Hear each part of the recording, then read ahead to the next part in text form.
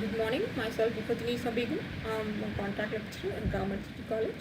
Today my topic is capital gain. In our last PPT also, as already I have explained you about the capital gain.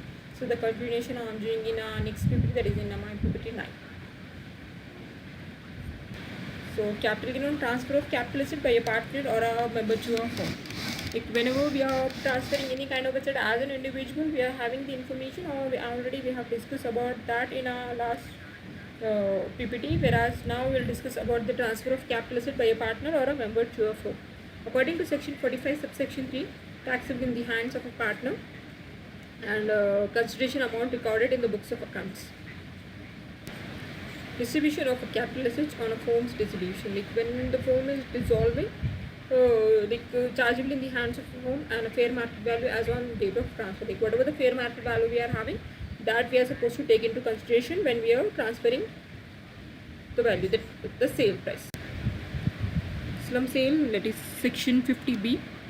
Slump sale means the transfer of one or more undertaking as a result of sale of lump sum consideration without values being assigned to individual assets or liabilities. In such sales, section 2 subsection 42 subsection C.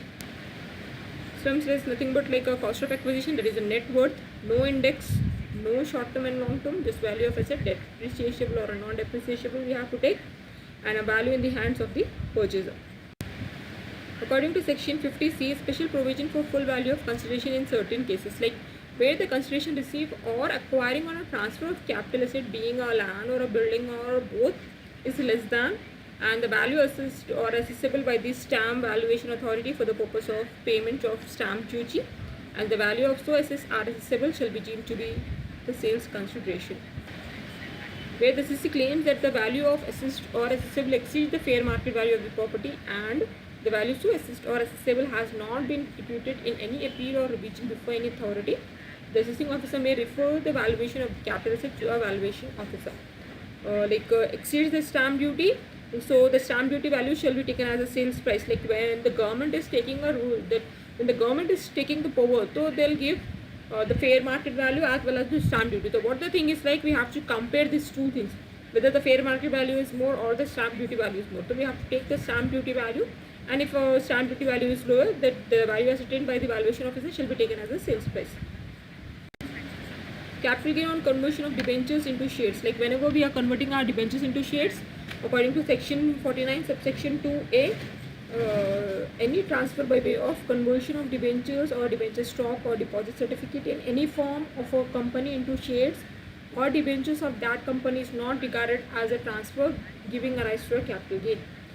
Cost of acquisition will be the cost of debenture, and a debenture, stock or a deposit certificate which has been appropriated towards to share or debenture in case there is a sale of above transfer assets giving rise to a capital gain. Capital gain on transfer of securities by a depository, according to section 45 subsection 2A. Any beneficial will be chargeable to income tax if in previous year if he has had any profit or gain by virtue of transferring of any securities through depository or participants of such beneficial interest.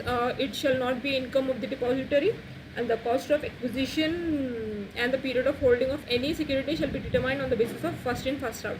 Like we have to calculate according to first in first out, like whatever the information we are having, according to first information, whatever they are providing, according to that we have to take.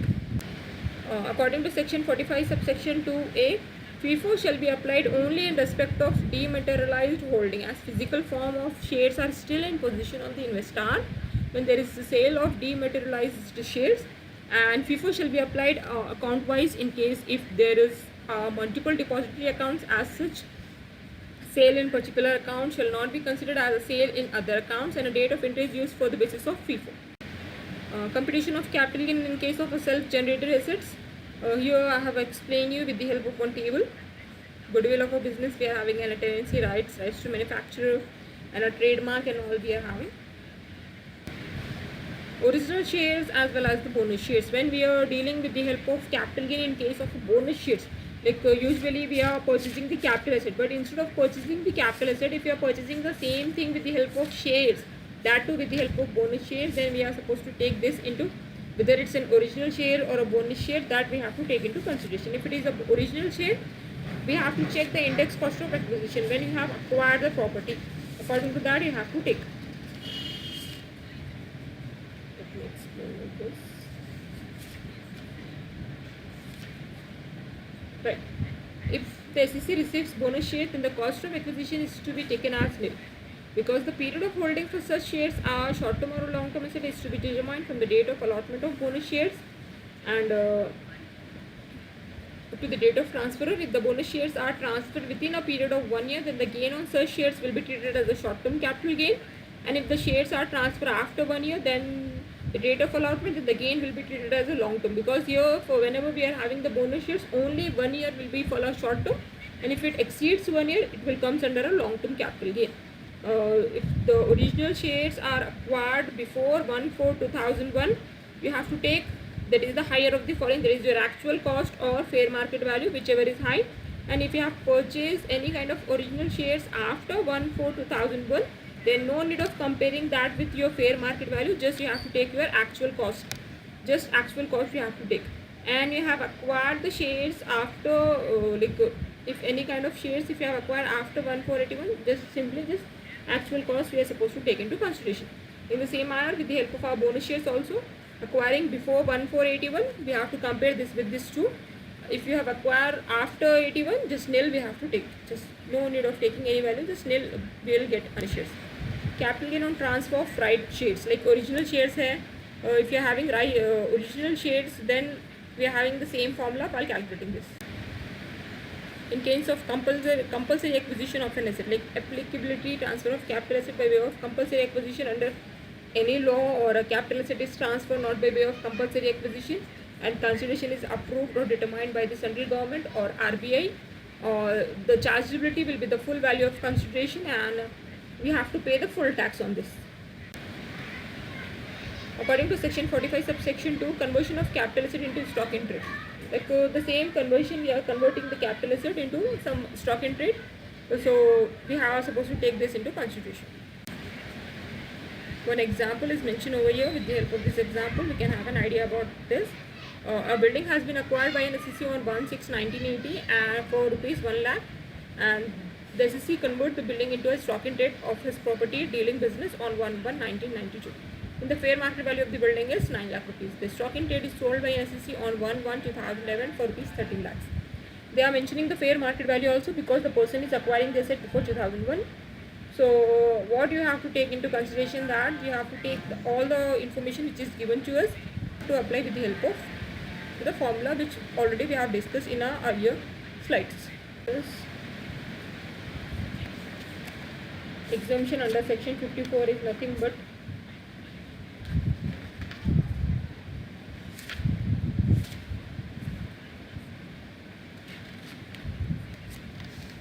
exemption under section 54 is for a residential property,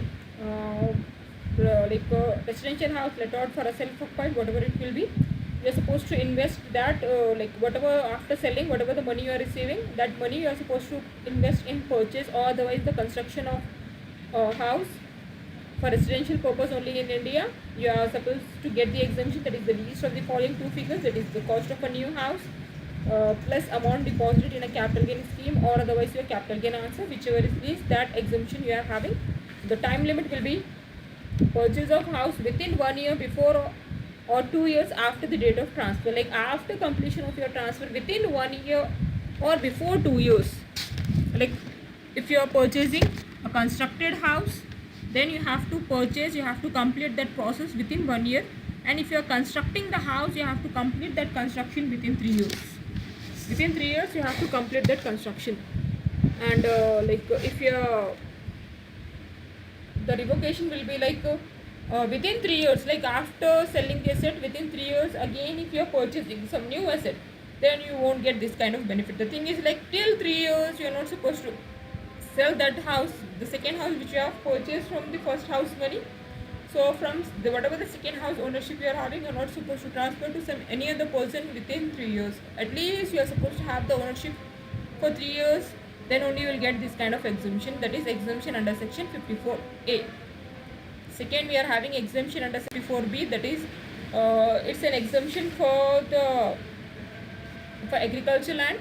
Available if agricultural land transfer, the said land should be used for by an individual or his parents for agriculture purpose only during at least 2 years immediately prior to the transfer. Like after transferring the asset, after selling the asset, after 2 years, within 2 years, we are supposed to purchase a new land, and that land you are supposed to use only for agriculture purpose, not for some other purpose. Only for agriculture purpose you are supposed to use. And you can purchase in urban area as well as in rural area. It doesn't matter that you are supposed to have in rural area only. We are not having any kind of rules and regulations that if you, whenever you are purchasing any land, you can purchase that land in rural area as well as in urban area. And the exemption will be the least of the following two figures, that is cost of a new agricultural land plus amount if you are deposited any amount in a capital gain scheme or your capital gain answer, whichever is least, that exemption you have to take into consideration. And the time limit will be the purchase of new agricultural land within 2 years from the date of transfer. Within 2 years you have to purchase or you have to invest. And revocation of exemption, like not to transfer new agricultural land for 3 years from the date of transfer. Like whatever the second land you have purchased by selling the first land, like you are having one land you are selling, and from that money you are purchasing the second one. Now whatever the money you are receiving from the second one, you are not supposed to sell and purchase the third one till 3 years. If you have purchased within 3 years, then no exemption will be given to you. New SL shall not be sold within 3 years of acquisition, otherwise will be treated as a short-term capital gain. Exemption is amount invested or capital gain, whichever is less, that we have to take into consideration. So like whenever we are discussing about the exemption, the thing is like, main thing is like, whatever they said you are having, the same money we are supposed to use for the same purpose. Like if I am having a residential house, I am selling, the same nature of asset I am supposed to purchase. Residential house, if I am selling, again whatever the money I am receiving, that money I am supposed to use for the same purpose, for purchasing the residential house, or otherwise I am supposed to use that, I am supposed to save that money in a bank in capital gain scheme. So if you are doing this, then only you will get this kind of exemptions, otherwise no exemption will be given. Whereas in second, that is our 54B, in our first 54A they are using for residential purpose, whereas our 54B is for agricultural land. The land used by the necessary or his parents at least for 2 years before transfer. Like before transferring, you're supposed to use that.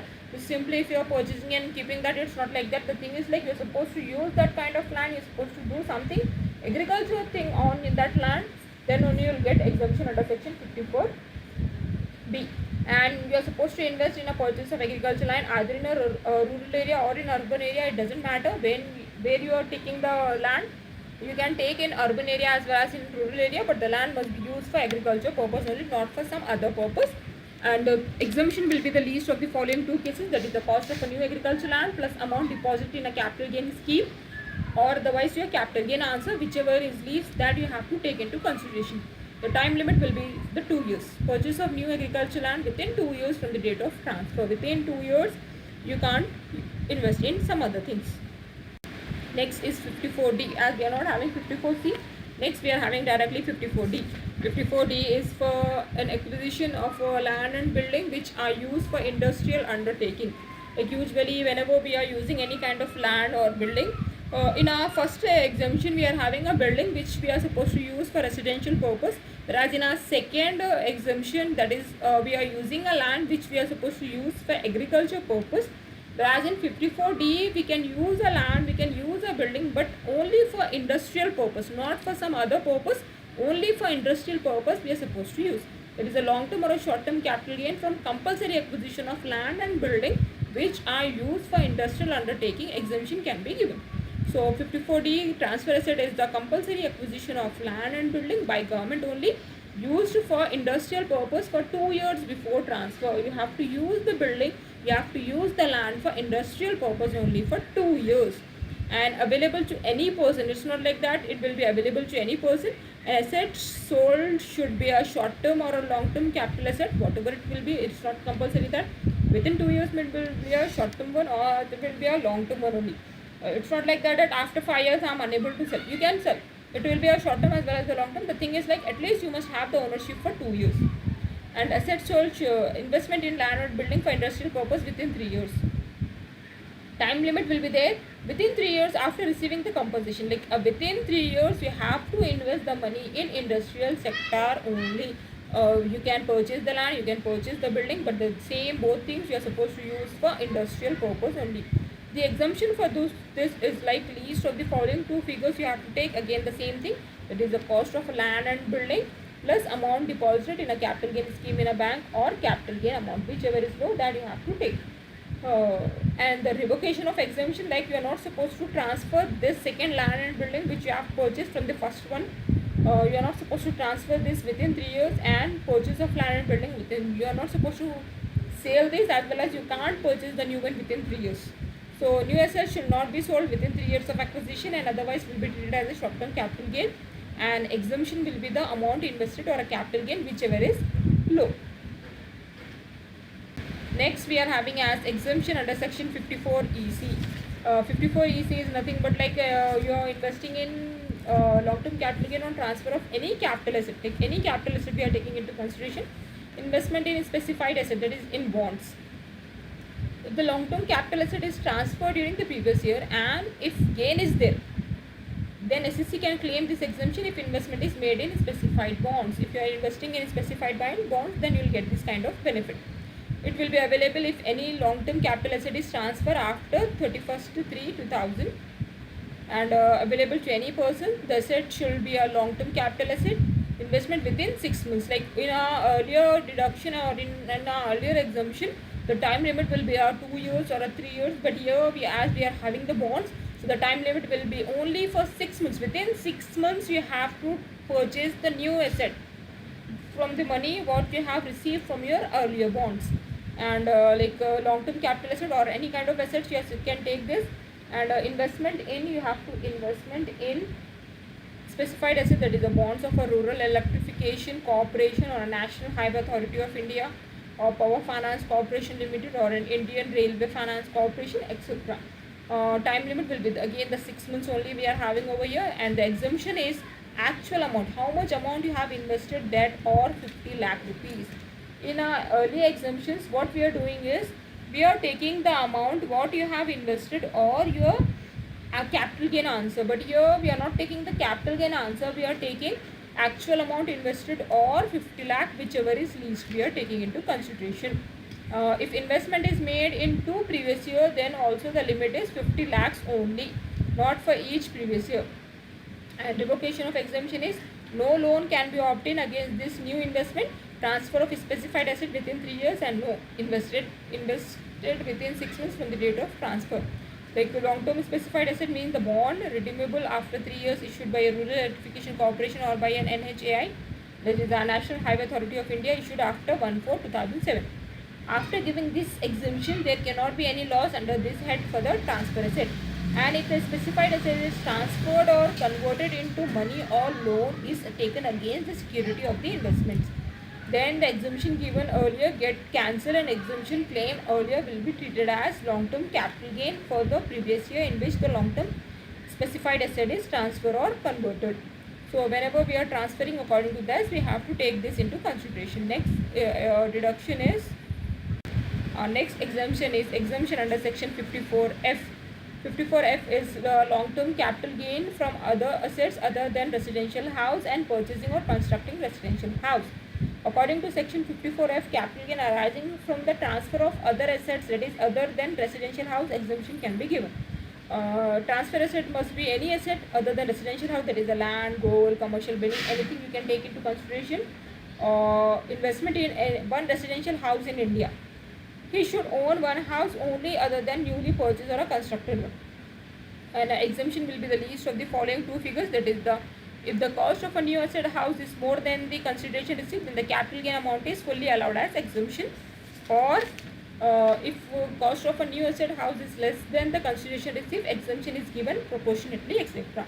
The exemption will be according to the exempted gain, capital gain. You need to multiply that capital gain into cost of the new house divided by net consideration. Like whatever the net consideration you are having, with the help of that we are supposed to take this. The time limit will be the 2 years or within 3 years. Within 3 years you have to purchase of a house before 1 year or 2 years after the date of transfer, or otherwise net purchase or constructing the house within 3 years. And the revocation, again the same thing. House is not purchased within 2 years or construction is not completed within 3 years, then you won't get any kind of revocation, you won't get any kind of exemption under this. So capital gain arising from other assets like furniture, vehicle, etc. does not qualify for exemption. Only for the house property if you are taking, then you will get a exemption under this. Next is 54G. 54G is for capital gain on shifting of industrial undertaking from urban area to a non-urban area. From an urban area to a non-urban area, that is the capital gain on transfer of capital asset, purchase of new asset, that is section 54G.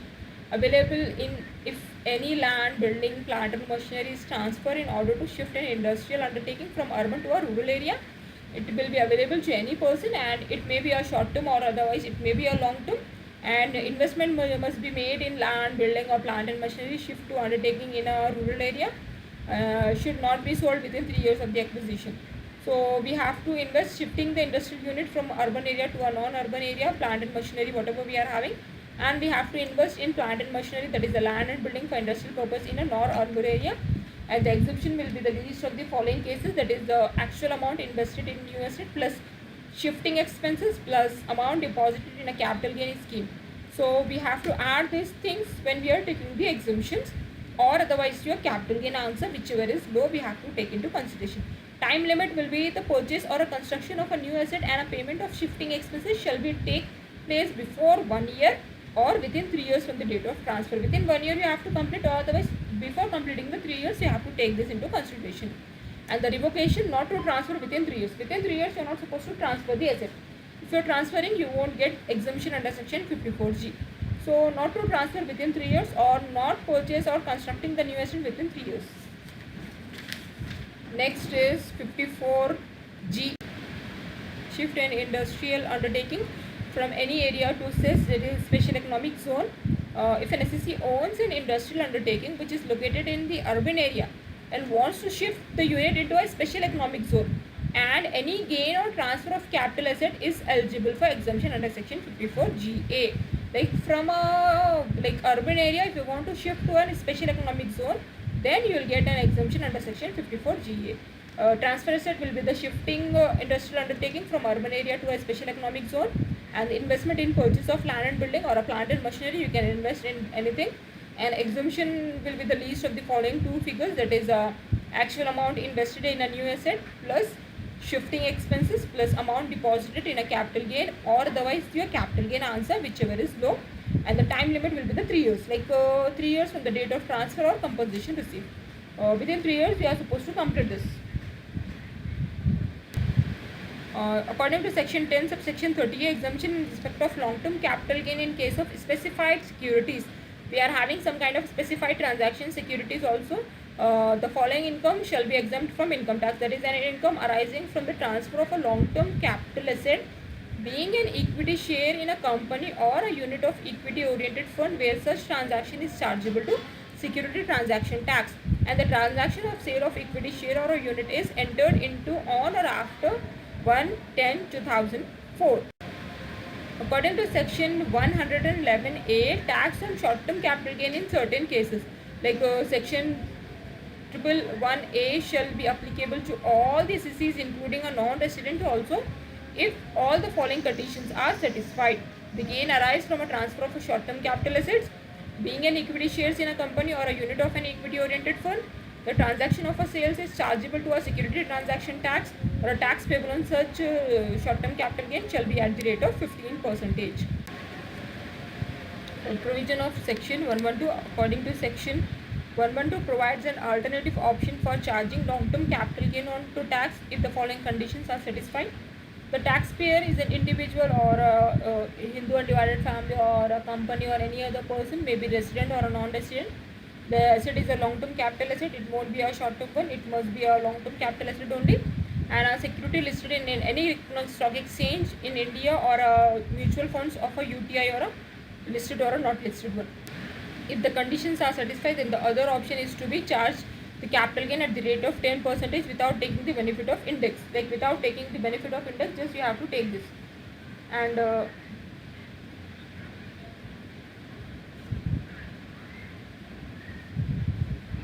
the tax payable are the tax payable of BCC, which will be the lower of 20% plus chargeable on the capital gain calculated giving benefits of induction, or 10% without the benefit of induction, whichever is lower. And in the case of a listed bonus share, listed debentures and a listed bonus option under section 12 will be the better. So with the help of this we can have an idea like how we are supposed to calculate the capital gain. The thing is, like, whenever we are calculating that we are supposed to have some information with this, that when you are purchasing the asset, when you are selling the asset, you are supposed to have the index of current year, you are supposed to have the index in which year you have purchased, and you are supposed to have the information are you having any other expenses when we are selling the asset, because whenever we are paying this we are supposed to deduct that expenses from our sales consideration. So we are having some of the deductions, exemptions, which we have discussed in this PPT, that is deduction exemption under section 54, that is 54 for a residential house. If you are having a residential house in urban area or otherwise in a rural area, doesn't matter wherever it will be. The thing is, like, whenever you are having a residential house, and that residential house you are selling, and whatever the money you are receiving, the same money again you are investing in the same nature of asset, then you will get some kind of benefit under section exemption under section 54. So what kind of benefit you will get is like you will get a benefit of exemption, or you will get, that is the cost of a new house plus amount deposited in a capital gain scheme or a capital gain amount. You will get an exemption. The government will give you some kind of exemption if you will invest in the same sector or in the same nature of the asset. If you are investing in a residential house. The second one is the if you are investing in a land, like for example, if you are having a land, that land you are using for agriculture purpose, and the same land you are selling, and whatever the money you are receiving, that money again you are using for the same nature of the asset, that is again you are purchasing a land, or otherwise you are depositing the same money in a capital gain scheme, then you will get a benefit. The benefit will be you will get an exemption under this. The exemption will be the purchase of a new agricultural land, or otherwise your capital gain, whichever is low, that will be given you an exemption. With the help of that exemption, your tax liability will be somewhat low as compared to the earlier one. And you are having, that is 54D, the land and a building if you are using for industrial purpose. Like whenever you are using any kind of land and building, that land and building if you are using for industrial purpose, then you will get a benefit under section 54D. And if you are investing in securities or otherwise in bonds, then you will get a benefit under section 54EC, that is long-term capital gain on transfer of any capital asset, that is investment in a specified asset, that is a bond, then you will get benefit under section 54EC. And if you are investing in long-term capital gain from other asset other than the residential house and purchasing or constructing the residential house, then you will get a benefit under section 54F. And if you are investing in 54G, that is if you are investing in industrial undertaking from urban area to a non-urban area, then you will get a benefit under section 54G. And if you are investing in capital gain on shifting of industrial undertaking from urban area to a special economic zone, then you will get a benefit under section 54GA. So these are some of the benefits, these are some of the exemptions which is provided by a government whenever you are investing in the same nature of asset when you are calculating your capital gains.